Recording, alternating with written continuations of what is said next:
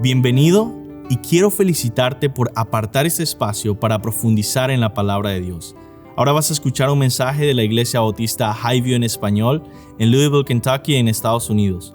Nosotros existimos para llevar a todas las personas a conocer y seguir a Jesús. Deseamos ser una iglesia bíblica, una iglesia cristocéntrica, centrada en el Evangelio, que tiene una predicación expositiva. ¿Qué es una predicación expositiva?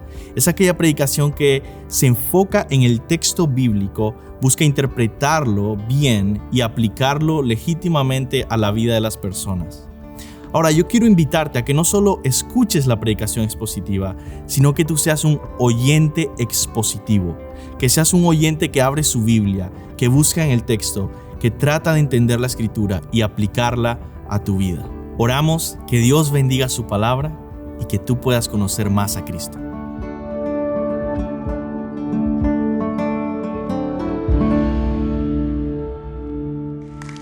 Amén. ¿Pueden tomar asiento?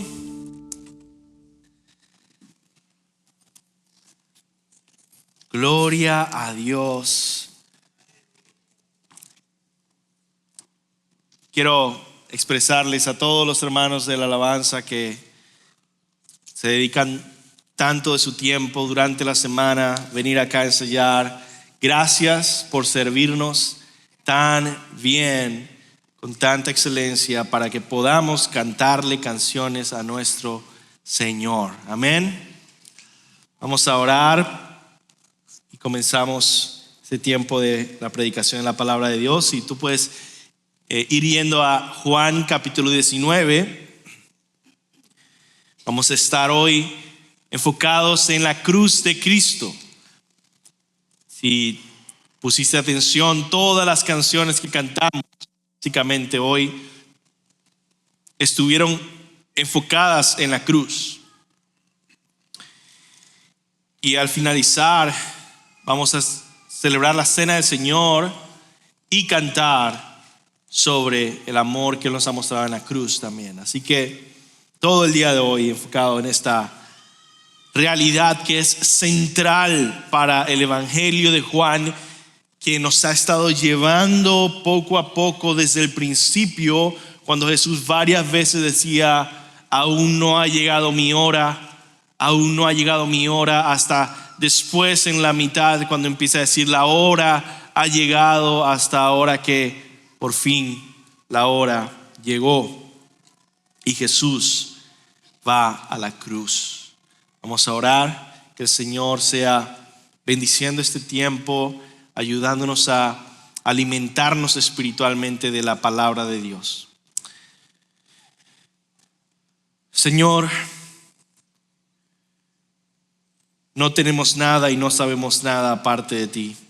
Somos completamente débiles, Señor, y dependientes de ti. Gracias por perdonar nuestros pecados.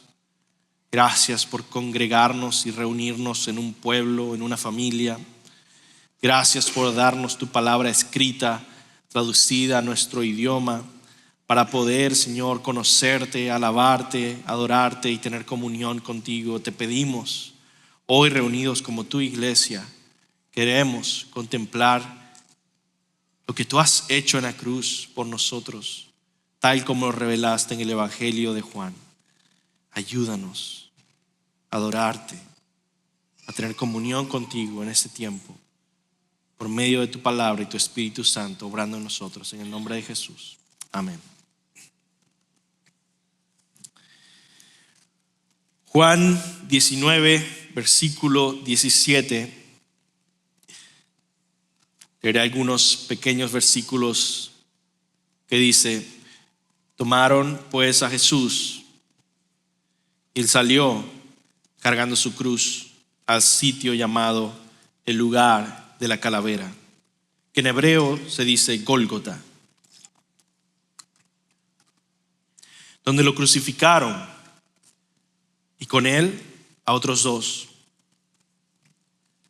uno a cada lado y Jesús en medio.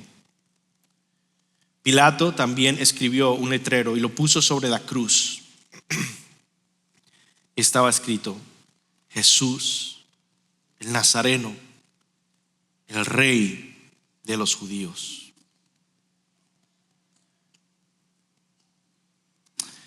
La hora que habíamos estado anticipando por todo el Evangelio de Juan había llegado. La hora oscura, la hora de tinieblas. Leemos en los otros evangelios detalles de cómo el cielo se oscureció y cómo en pleno mediodía Jerusalén había sucumbido a tinieblas. Estuve meditando en esto toda la semana. Un escritor antiguo trataba de describir la escena como el cielo vistiéndose de luto mientras el Hijo de Dios moría en la cruz. Y creo que es adecuado. Algo estaba sucediendo que era especial. Algo estaba sucediendo que no era la muerte de cualquier otro hombre. No era la muerte de un criminal, ni siquiera de un hombre simplemente inocente y condenado injustamente. Algo estaba sucediendo que iba a afectar a más que un hombre. Iba a afectar no solo a sus discípulos, pero a todo el pueblo de Israel. Y no solo al pueblo de Israel, pero iba a afectar a todo el mundo. Y no solo a todo el mundo de ese momento que estaba vivo, pero al mundo por todas las generaciones. Y eso estaba sucediendo en ese momento histórico, en ese lugar geográfico. Dios encarnado, naciendo de una virgen, creciendo en perfecta obediencia, ungido por el Espíritu Santo en su bautismo, haciendo milagros y enseñando, dirigiéndose a una cruz. ¿Qué estaba pasando? Ahí iba a ser humillado, torturado, asesinado, tratado como criminal y pecador. Y por lo tanto lo que vemos en este pasaje es la cúspide del amor sacrificial de Dios en Cristo, dándolo todo para salvarnos. Realmente humillándose hasta lo sumo para tu salvación. Recuerdo una vez estaba conversando con una misionera en Venezuela y estaba hablando de la cruz. Y recuerdo que fue avanzando la conversación porque mientras hablábamos de la cruz y la crucifixión, decía, pero ¿por qué? ¿Por qué lo ven como tan importante? ¿Por qué esto es tan importante? Y empezamos a hablar de los detalles y Jesús clavado en la cruz y sus manos agujereadas y colgando y sangrando y con unas coronas de espina, como vamos a ver. Y sin embargo, no fue hasta que empezamos a ver la otra dimensión de lo que estaba pasando ahí que pudo impactarme realmente qué estaba sucediendo en esa cruz. Cuando recordé y empezamos a conversar de quién es este Dios encarnado en la cruz. Y empezamos a recordar que ese es el Dios que creó todo el universo, que lo sostiene, que ante su voz retumba toda montaña, que todos los guerreros de la tierra son nada y menos que nada, son un gusano que él puede aplastar en cualquier momento, que él posee toda la eternidad y toda la gloria y todo el poder y toda la majestad, y es un Dios, por cierto, santo, peligroso, el cual no admite pecado ni oscuridad ni maldad en su presencia sin que fuera desintegrado completamente.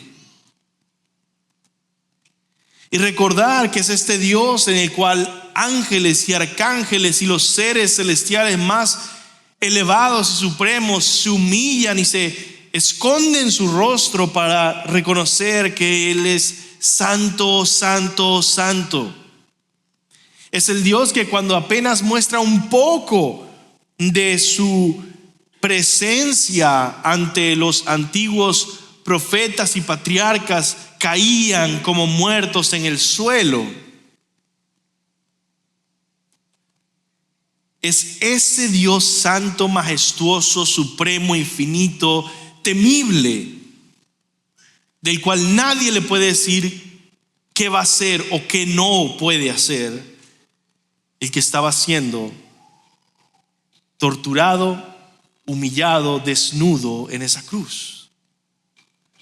Y ahí es que empezamos a valorar qué sucede. Y cuando Él nos dice que lo hizo por amor a nosotros para salvarnos, y empezamos a recordar cuán pecadores somos, empezamos a asombrarnos de lo que sucedió en la cruz. El día de hoy vamos a ir por el resto de este capítulo, todo completo, pasaje largo. Vamos a pasar por 3 verdades o 3 partes de este pasaje. La primera es la que va a ser más larga o más importante, que vamos a mantenernos enfocados, y es esto: Jesús crucificado, Jesús traspasado por la lanza y Jesús sepultado. Crucificado, traspasado por la lanza y sepultado. Y vamos a sostener la mayoría del día de hoy simplemente meditando en Jesús crucificado. Vamos al versículo 17. Tomaron pues a Jesús y Él salió cargando su cruz al sitio llamado el lugar de la calavera, y en hebreo se dice Gólgota. La cruz es una herramienta usada por los romanos para humillar a los peores criminales enemigos del imperio. Y la cruz, como les decía la semana pasada y siempre debemos recordar, la cruz no era un medio o instrumento romano para dar pena de muerte y ya. La forma más común en la que ellos podían dar pena de muerte era cortando la cabeza, decapitando.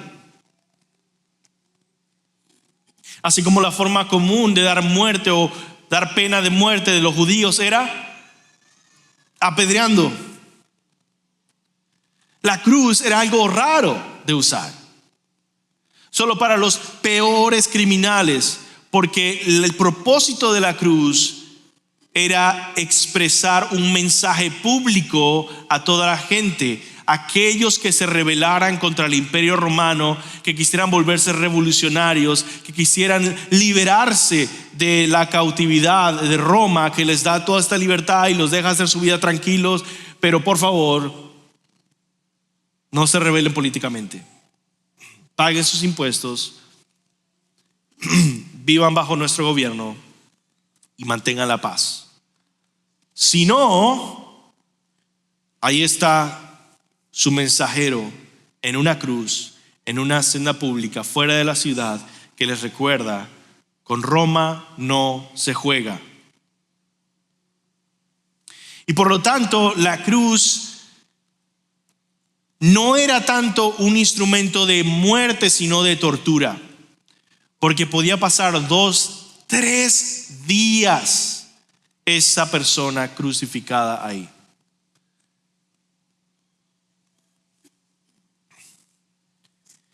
Considera entonces en estos primeros versículos la humillación y los horrores de la cruz conmigo.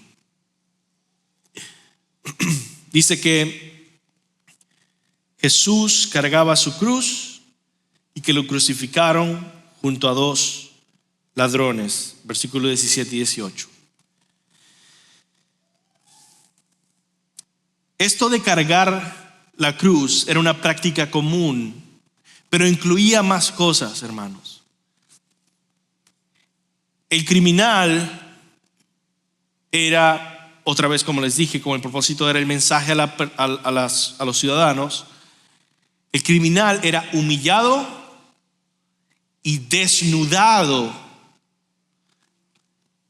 y se le hacía llevar la cruz hasta el lugar donde iba a ser crucificado, y estaba desnudo. Era humillante. Ahora, la parte que ellos cargaban no era la cruz completa, lo cual sería demasiado pesada para que alguien lo cargara, sino la parte horizontal de la cruz, que se llamaba patibulum, porque la parte vertical le esperaba en el lugar donde iba a ser crucificado, ya plantada y puesta donde iba a estar. Así que Jesús fue humillado, golpeado. Ahora Jesús fue brutalmente torturado, más que los otros criminales, porque le pusieron una corona de espinas y lo azotaron y empezaron a simplemente torturarlo. Esto lo hacía muy, muy débil en ese momento, y al ser desnudado, él llevaba el patibulum con él.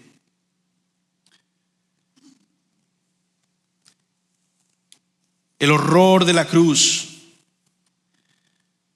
yace en toda la tortura y humillación, los horrores que sufría ahí el criminal.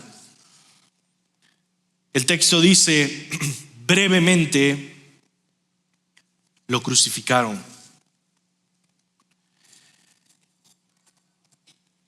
Versículo 18, donde lo crucificaron, y con él a otros dos. Los evangelios de por sí no dan muchos detalles en el proceso de crucifixión. Simplemente, brevemente establece, lo crucificaron. Breves palabras, muchas cosas detrás de esto. Nosotros no podemos entender mucho de lo que del horror y humillación de la cruz, porque no existe nada parecido en nuestra época. Muchas veces, para comparar lo que está sucediendo, se dice que la cruz es como una silla eléctrica. Y por ejemplo, las personas que llevan colgando una cruz, o llevan un sticker de una cruz, o llevan un cuaderno con una cruz, o una Biblia con una cruz, es como, imagínate que fuera un cuaderno con el símbolo de una silla eléctrica, ¿no? Es decir, qué raro.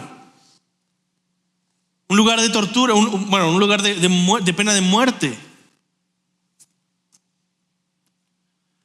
Y la religión cristiana está ilustrada por esta herramienta de pena de muerte.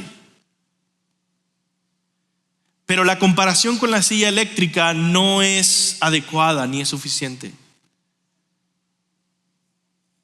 La silla eléctrica no es diseñada para humillar públicamente ante las multitudes al criminal, haciéndolo sufrir torturas por días, desnudo, golpeándolo constantemente y dejando que las multitudes lo escupan y lo entregan incluso a los perros, para que los perros puedan venir y de sus heridas morderlo y molestarlo y comerlo, y los cuervos vinieran también a picotearlo hasta que se comieran igual su cadáver y fuera echado a la basura o fuera como un desecho público. Eso no sucede en la silla eléctrica, hermanos, pero sí en la cruz. Una tortura diseñada para humillación. Cuando leemos los antiguos escritores, vemos que ellos mismos estaban horrorizados con la cruz. Un escritor egipcio llamado Manetón dice lo siguiente en el siglo III: castigados en su torturado cuerpo, ven el madero, es decir, la cruz, como su destino. En el más amargo de los tormentos han sido clavados con clavos para convertirse en malignos banquetes de las aves y en terribles migajas para los perros. También el famoso filósofo y dramaturgo Séneca, que vivió más o menos en el tiempo de Jesús, describe lo siguiente: ¿puede encontrarse a alguien que prefiera consumirse en el dolor, morir miembro a miembro o dejar escapar su vida gota a gota antes que morir una vez por todas? ¿Puede encontrarse algún hombre dispuesto a ser atado al madero maldito y enfermizo durante mucho tiempo, ya deforme, hinchado con horribles tumores en el pecho y hombros y respirando el aliento de vida en medio de una agonía prolongada? ¿Puede encontrarse algún hombre que prefiera ese tipo de muerte a otra muerte? Y encontramos a Jesús, que voluntariamente va a ese tipo de muerte.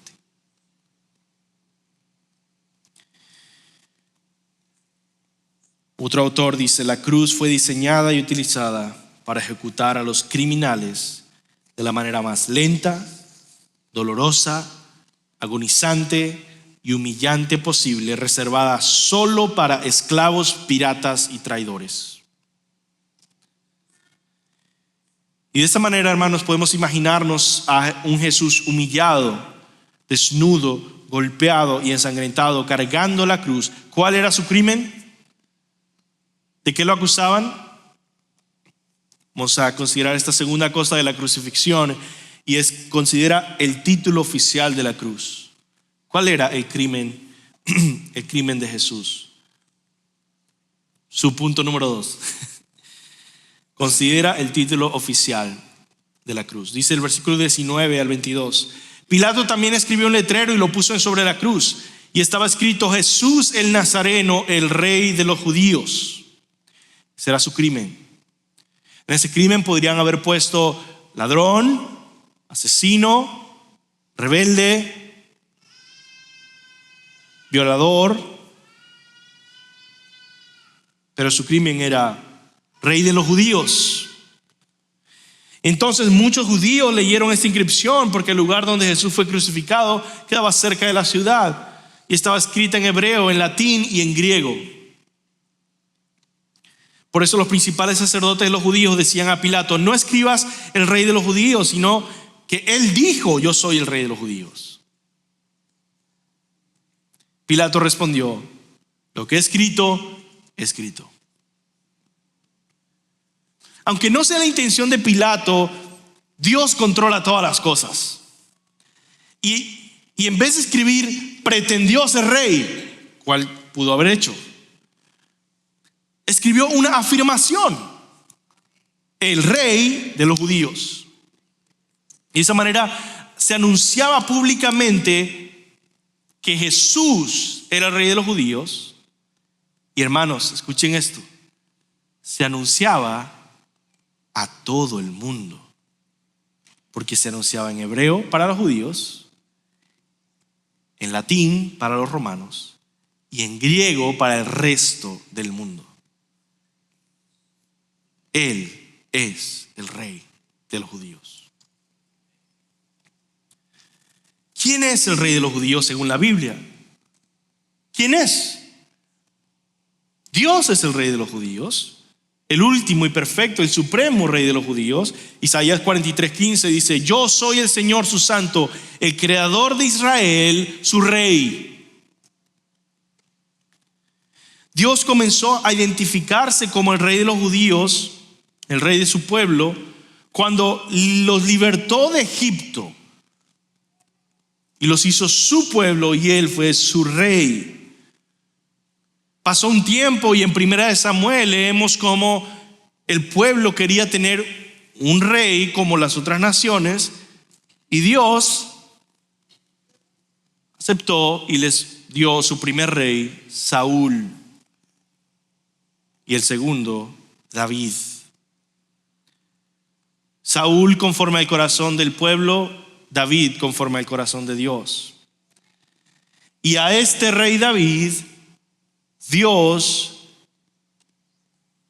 le dejó una promesa, un pacto, que de sus hijos, de su descendencia, vendría el rey de reyes, aquel que reinaría sobre Israel y extendería el reino a todo el mundo, y su reino sería eterno y sería un reino de paz, refiriéndose a Jesús, el hijo de David, el Mesías. Uno de los últimos profetas del Antiguo Testamento, Zacarías, precisamente anuncia al pueblo que se prepare para la venida de ese perfecto rey. Zacarías 9:9 dice: regocíjate sobremanera, hija de Sión, da voces de júbilo, hija de Jerusalén, tu rey viene a ti. Estas son una de las últimas palabras proféticas que escuchó Israel antes de que Jesús viniera 400 años después. Tu rey viene a ti, justo y dotado de salvación, humilde, montado en un asno, en un pollino, hijo de asna.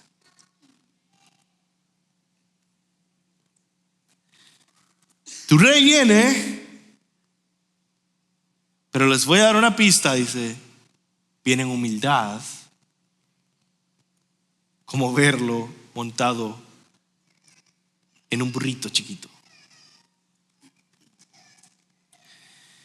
Jesús es declarado este rey perfecto, el rey de los judíos, el Mesías, que significa ungido. Ungido, los reyes eran ungidos, se refería al futuro rey. ¿Qué ha sucedido entonces? Porque el rey de los judíos ha llegado, la profecía de Zacarías se cumplió, vino montado en un pollino, el rey vino a traer salvación, y lo han crucificado. ¿Será que Roma ganó? ¿Será que el imperio ha destruido la esperanza judía?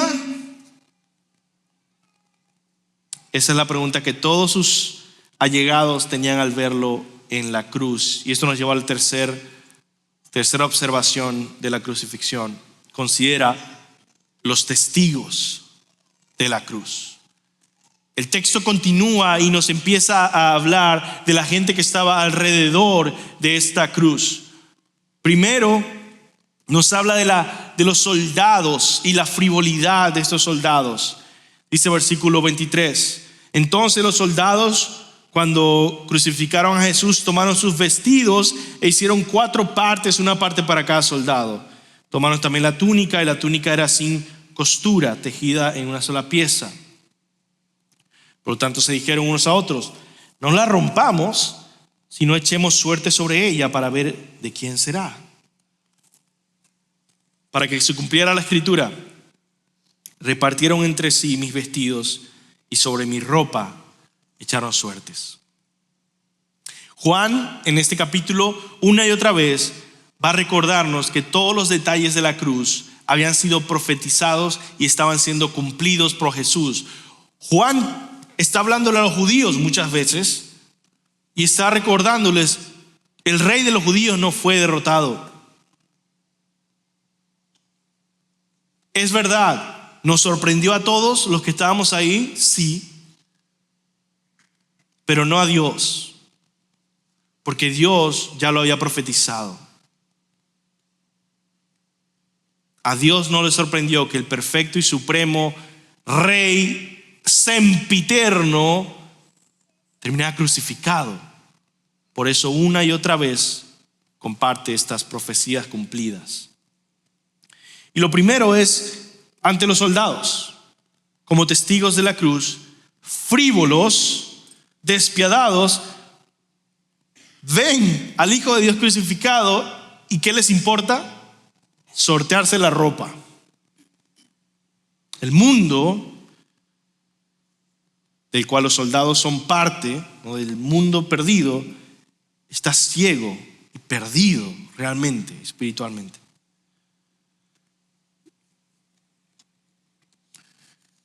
Juan decide también mencionar este detalle de la ropa y los soldados, porque él está apuntando a un salmo, el Salmo 22. Y si tú quieres sacar el Salmo 22 por ahí para leerlo en tu casa después, hazlo, porque esto es lo que sucede. Todos los evangelios, el evangelio de Mateo, Marcos, Lucas, Juan, todos los evangelios, o casi todos, al describir a la cruz, mencionan el Salmo 22. Y todos mencionan una parte diferente del Salmo, pero es una forma de apuntar a todo el Salmo. Y cuando cita la profecía cumplida, cita el Salmo 22 cuando dice que sortearon los vestidos. Pero quiero leerles una porción, este salmo un poco largo, no lo voy a leer todo, pero una porción de este salmo. El salmo comienza así, a ver si lo reconocen. Dios mío, ¿por qué me has abandonado? ¿Por qué estás tan lejos de mi salvación y de las palabras de mi clamor? Es el versículo 1.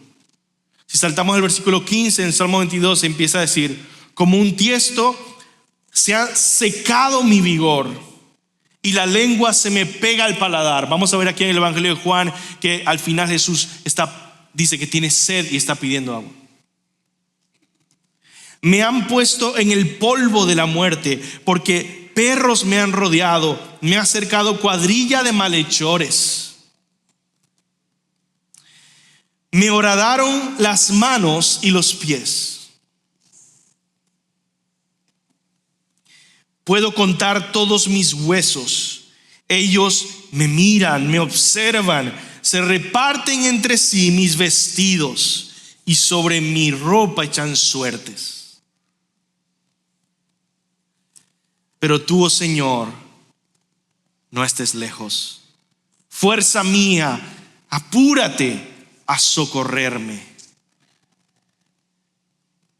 ¿Socorrió Dios a Jesús crucificado? La resurrección, hermanos, es la respuesta a esa oración. Vemos entonces dentro de estos testigos de la cruz, a estos soldados y cómo Juan apunta al Salmo 22, pero también vemos a su madre. Vemos el versículo 25, por eso los soldados hicieron esto y junto a la cruz de Jesús estaba su madre y la hermana de su madre, María, la mujer de Cleofas, y María Magdalena. 4 mujeres y un hombre, vamos a ver cuál hombre es, están ahí viendo a Jesús crucificado, atestiguando personalmente su crucifixión, su muerte. Y lo interesante es esto: 2 de estas mujeres son las primeras que lo van a ver resucitado. Fueron testigos de que verdaderamente murió y testigos de que verdaderamente resucitó. Y continúa el texto y nos lleva de los soldados a la madre, ahora a este hombre cercano que está ahí, y es Juan, el escritor del evangelio. Dice: y cuando Jesús vio a su madre, versículo 26, y al discípulo a quien él amaba que estaba ahí cerca, dijo a su madre: mujer, ahí está tu hijo. Después dijo al discípulo: ahí está tu madre. Y desde aquella hora el discípulo la recibió en su propia casa. Considera los logros de esta cruz, hermano. Versículo 28 dice: después de esto, sabiendo Jesús que todo ya había sido consumado, para que se cumpliera la escritura, dijo: tengo sed. Y había allí una vasija de vinagre. Colocaron pues una esponja empapada de vinagre y una rama de hisopo y se la acercaron a la boca. Entonces Jesús, cuando hubo tomado el vinagre, dijo: consumado es. E inclinando la cabeza, entregó su espíritu. Aquí es donde termina la crucifixión de Jesús. Aquí es donde termina nuestro momento de ver a Jesús crucificado, de contemplar a Jesús crucificado. Después veremos traspasado y sepultado rápidamente. Pero como les dije, en esta parte de Jesús crucificado queremos tomar más tiempo. Y en esta última frase nos da los resultados de esa tortura y humillación. Consumado es, finalizado, completo. ¿Qué significa esto? Jesús está diciendo que su obra de redención ha terminado, está completa. Él pagó por nuestros pecados. Él entregó el precio en su totalidad. También el sistema de sacrificios que había estado por miles de años en Israel, consumado es. Él sería el último sacrificio que Dios aceptaría para el perdón de pecados. Consumado es. El famoso predicador antiguo inglés Spurgeon escribe al meditar en este pasaje: aquellos a quienes Él compró con sangre están para siempre libres de todo cargo. Está todo pagado hasta lo máximo, consumado es. Con esa sola palabra Jesús declaró que había aplastado la cabeza de la serpiente antigua. Tengamos fe para reclamar esa victoria a través de la sangre del Cordero. Consumado es. En medio de tu culpa, en medio de tus pecados, fracasos,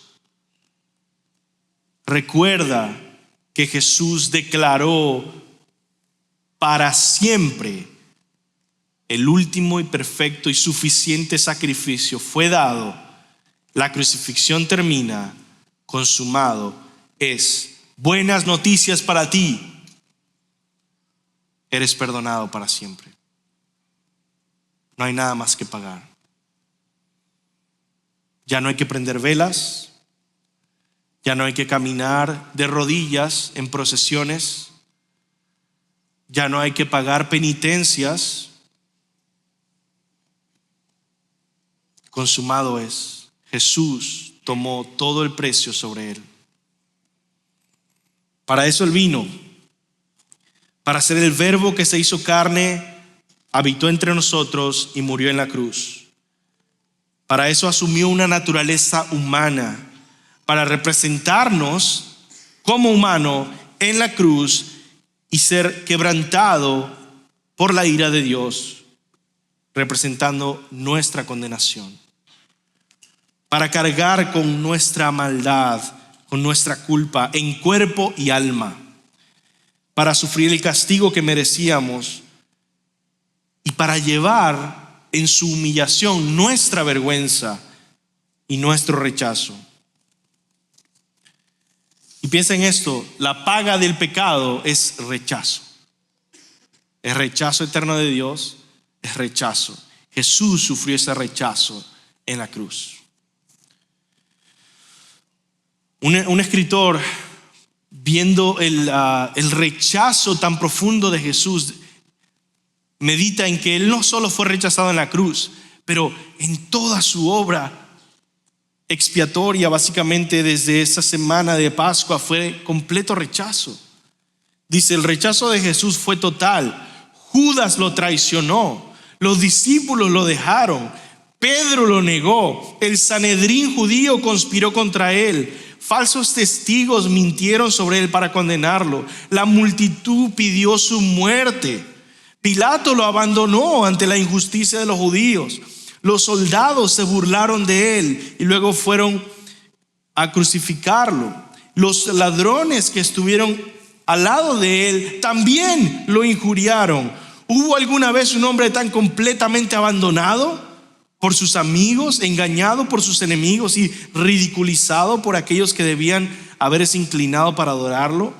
Por eso, hermanos, Isaías 53:3 dice: fue despreciado y desechado de los hombres, varón de dolores y experimentado en aflicción, y como uno de quien los hombres esconden el rostro, fue despreciado y no lo estimamos. El rechazo de Jesús fue absoluto para que nosotros pudiéramos ser aceptados en Dios. Él recibió nuestro rechazo.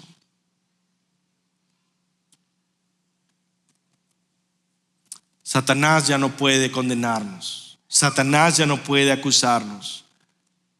Fuimos rechazados, pero no en nosotros, sino en Cristo. Fuimos condenados, pero no en nosotros, sino en Cristo. Pagamos por nuestros pecados, pero no en nosotros, sino en Cristo. La deuda está saldada, hermanos.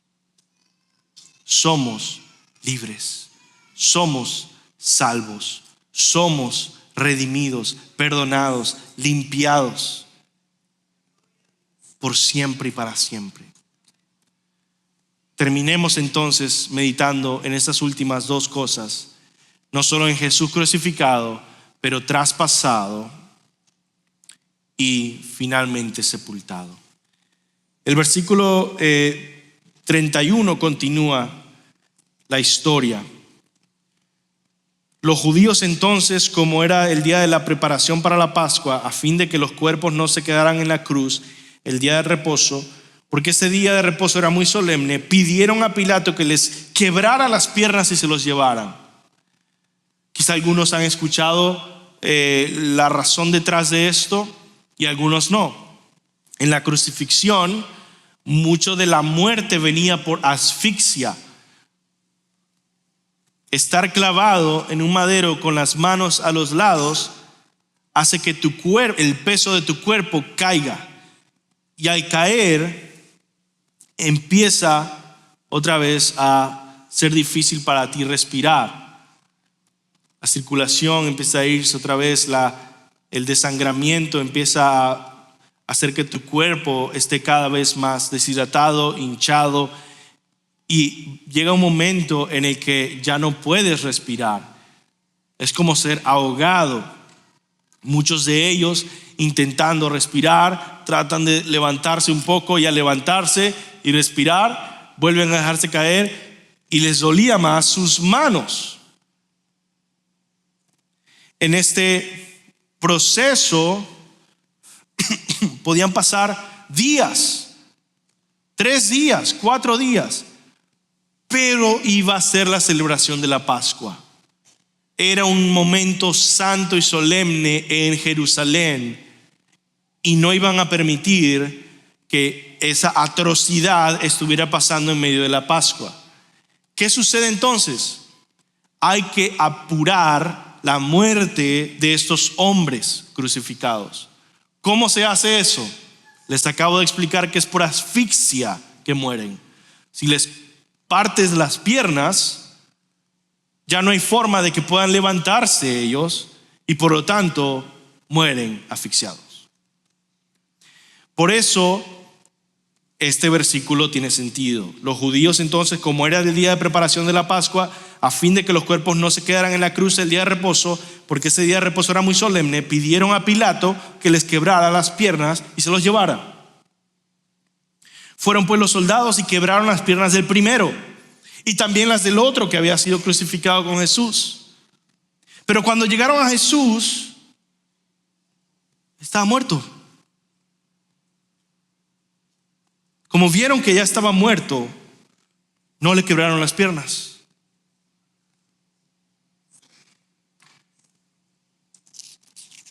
Pero uno de los soldados le traspasó el costado con una lanza, confirmando que sí estaba muerto, ¿no? A ver si reacciona. Y al momento de traspasarlo, salió sangre y agua.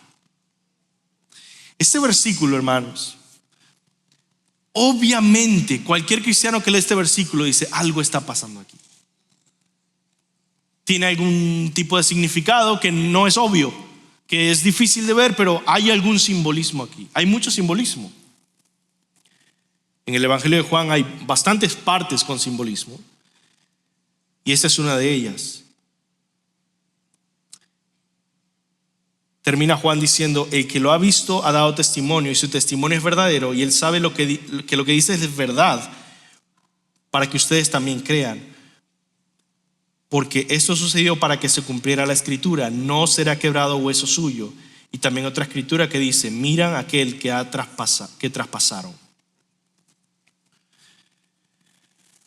Jesús en la cruz, siendo traspasado, una y otra vez nos recuerda que Él es el perfecto cordero que fue inmolado. Primero que todo, el texto que nos habla de no quebrar los huesos se conecta con la forma en la que Dios había mandado hacer sacrificios de animales sin quebrarle los huesos y ser el cordero perfecto y el sacrificio perfecto, primero. Segundo, el que haya brotado agua y sangre tiene gran simbolismo para Jesús. Primero que todo, el agua y sangre apuntan y simbolizan siempre la vida. Explícitamente la Biblia nos dice que la sangre simboliza la vida y por supuesto el agua también. Pero no solo apuntan a la vida que brota y sale de aquel verbo que es la vida de todo hombre, pero más específicamente agua y sangre también se usaron en el Antiguo Testamento para la purificación de pecados. Debemos entender que hay rituales de agua y de sangre. Agua y de sangre. El traspaso de Jesús nos anuncia esta purificación. Pero ¿para qué es esta purificación? ¿Para qué se ofrece perdón de pecados? Para poder tener acceso a Dios, para poder venir ante Dios. Y eso es lo tercero que la Biblia explícitamente nos dice que sucede en el traspaso del costado de Jesús. El traspaso de Jesús nos anuncia la apertura de su templo. El rompimiento del cuerpo de Dios encarnado anuncia que ahora está abierto el acceso a Dios. Por eso el velo del templo se rasgó en ese momento.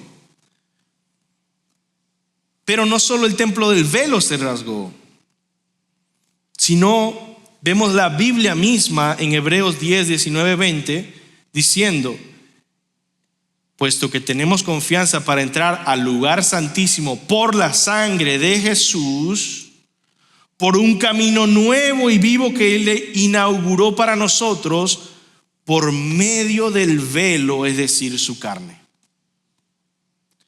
Él abrió este camino. Para ponerlo de una manera sencilla y concreta, ¿qué significa esto? Que la única forma de accesar a Dios es mediante Jesús y este crucificado, el sacrificio de Jesús. Es la única manera que tú vas a poder pasar la eternidad con Dios. En otras palabras, Jesús está diciendo: yo soy el camino, la verdad y la vida. Nadie viene al Padre sino por mí. Nadie tiene vida eterna sino por mí. Significado 1. Nadie tiene perdón de pecados para poder, tercero, tener acceso al Padre si no es por mí.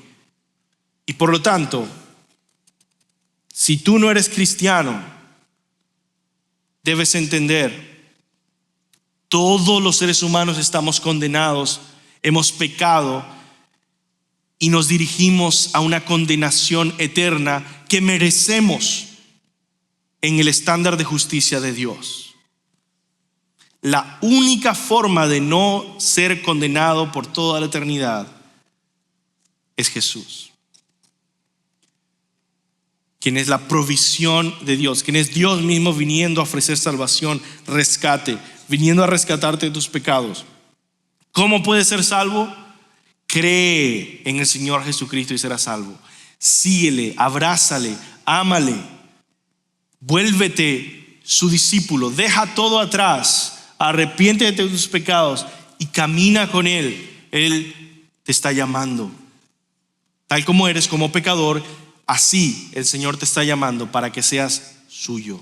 Él te va a perdonar los pecados. Él te va a purificar tus pecados. Él va a transformar tu vida. Y es gratuito, pero tiene un tiempo limitado. Porque cuando Él venga para juzgar, ya no habrá más oferta de salvación. No solo esto, hermanos, hoy celebraremos la Cena del Señor y nos recuerda, por último, que el traspaso y el brote de agua y sangre establecen o ilustran de una manera profunda la identidad de la iglesia. Desde hace muchos años, los intérpretes más antiguos de este pasaje, como Agustín de Hipona, meditan en la conexión que tiene este traspaso y agua y sangre con la iglesia de Jesús. Ahí, mientras fue traspasado, mientras estaba crucificado, como nuestro representante legal, oficial, Jesús es ese segundo Adán del cual nace, brota la iglesia como una segunda Eva de su costado de un hombre dormido. Y lo que sale son agua y sangre apuntando a esas marcas indistinguibles de la iglesia, de la ordenanza del bautismo y la cena del Señor. Cada vez que celebramos estas ordenanzas debemos saber que detrás de ello se encuentra el mensaje de Cristo crucificado, el mensaje teológico de Jesús mismo. Y es esa comunión con Jesús la que celebramos en el bautismo y en la cena del Señor. En fin, todos los detalles de la cruz y del traspaso del costado también fueron profetizados. Zacarías 12:10 dice así: derramaré sobre la casa de David, sobre los habitantes de Jerusalén, el espíritu de gracia y de súplica, y me mirarán a mí, a quien han traspasado, y se lamentarán por él como quien se lamenta por hijo único, y llorarán por él como se llora por un primogénito. A él, a Dios, traspasado. Interesante. Terminamos con Jesús sepultado, versículo 38. Después de estas cosas, un hombre rico llamado José de Arimatea, que era discípulo de Jesús, aunque en secreto por miedo a los judíos, pidió permiso a Pilato para llevarse el cuerpo de Jesús. Y Pilato concedió el permiso. Entonces José vino y se llevó el cuerpo de Jesús. Este hombre rico, este hombre pudiente, este hombre que temía antes, ahora tenía el valor de identificarse públicamente con un Jesús que ya no era un maestro famoso, era un criminal condenado, impuro en un madero, maldito. Y José de Arimatea viene y recibe el cuerpo muerto, el cadáver de nuestro Señor. ¿Y qué pasa? Se le une otro hombre que también estaba atemorizado antes, de gran estatus, llamado Nicodemo. Versículo 39, y Nicodemo, el que antes había venido Jesús de noche, vino también trayendo una mezcla de mirra y aloe como de 33 kilos. Entonces tomaron el cuerpo de Jesús. Presta atención a eso. Tomaron el cuerpo de Jesús. Judíos de la élite que pueden ser impuros por tocar un cuerpo, tomaron el cuerpo de un criminal maldito, crucificado y humillado en un madero. Aquellos que habían estado antes escondidos, ahora están ahí, todos lo ven, asociándose con este criminal derrotado y desochado. Entonces tomaron el cuerpo y lo envolvieron en telas de lino con las especias aromáticas, como es costumbre sepultar entre los judíos. En el lugar donde fue crucificado había un huerto, y en el huerto un sepulcro nuevo, en el cual todavía no había sepultado a nadie. Por tanto, por causa del día de la preparación de los judíos, como el sepulcro estaba cerca, pusieron ahí a Jesús.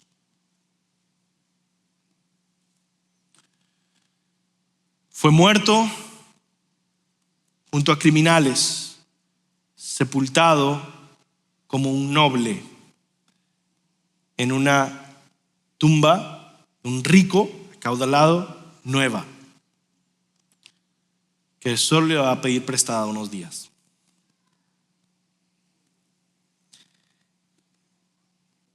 Esa muerte, ese traspaso, esa sepultura nos recuerda cómo el Señor nos ha amado. Si de esta manera Jesús ha amado a los pecadores, ¿cómo no vamos a vivir para agradarle a Jesús, para obedecerle, para glorificarle? Cuando habíamos fracasado por completo cuando habíamos sido incluso cobardes, como José de Arimatea y Nicodemo, Él se dio a sí mismo. Cuando fracasamos, Él nos dio misericordia.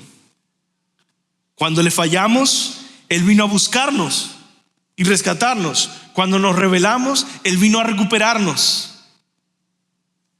Cuando nos perdimos, Él nos encontró. Cuando nos volvimos frívolos, malvados, inmorales, irrepudiables, Cristo vino a lavarnos, a vestirnos de justicia, a rescatarnos, llevando todo nuestro pecado en la cruz, sufriendo todo el dolor, llevando todo el rechazo para recuperarnos y darnos un nuevo comienzo de la mano con Él por el poder de su resurrección. Hermanos, la tumba, la sepultura es este mensaje donde el fin de Jesús es realmente un nuevo comienzo. Es nuestro nuevo comienzo y es, por supuesto, de donde va a resucitar nuestro mismo Señor. Contemplemos su amor, renovemos nuestra gratitud esta semana y fortalezcamos nuestra entrega y obediencia a Dios. Vamos a orar. Señor, gracias por la cruz, gracias por ir voluntariamente a ser rechazado y llevar nuestra condena, Señor. Te pedimos que nos ayudes y nos bendigas mientras culminamos este culto de adoración con la cena del Señor. Que tú seas renovando nuestras vidas, nuestras almas mediante esta ordenanza, nuestra fe sea fortalecida, nuestro ánimo restaurado para vivir en obediencia, gratitud y adoración a ti, y terminemos cantando una alabanza, adorándote por tu amor mostrado en la cruz. En el nombre de Jesús. Amén.